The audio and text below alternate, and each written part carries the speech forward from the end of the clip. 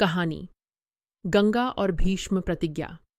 यह कहानी राजा शांतनु और देवी गंगा के 8वें पुत्र देवव्रत की है, जो बाद में अपनी भीषण प्रतिज्ञा के कारण भीष्म कहलाए।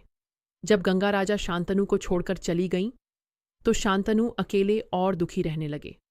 कुछ समय बाद शांतनु को एक युवा और अत्यंत सुंदर स्त्री सत्यवती से प्रेम हो गया।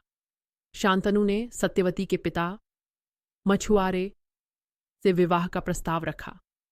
सत्यवती के पिता ने एक शर्त रखी कि उनकी पुत्री से उत्पन्न संतान ही हस्तिनापुर का राजा बनेगी।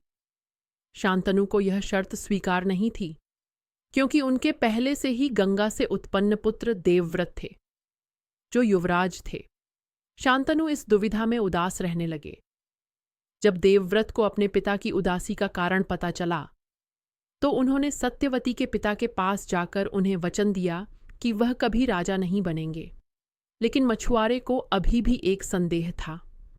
उन्होंने कहा कि यदि देवव्रत का पुत्र होता है तो वह सिंहासन का उत्तराधिकारी बन सकता है।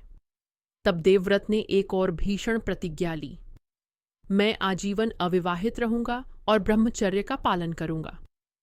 देवव्रत की इस भीषण प्रतिज्ञा से स्वर्गलोक में देवगण भीष्म भीषण प्रतिज्ञा वाले कहकर जयकार करने लगे। उनकी इस प्रतिज्ञा के कारण ही उनका नाम भीष्म पड़ा।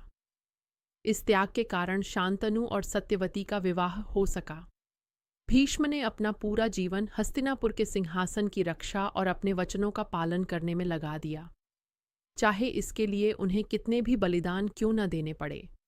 यह कहानी त्याग, कर्तव्यनिष्ठा और वचनबद्धता की सर्वोच्च मिसाल है।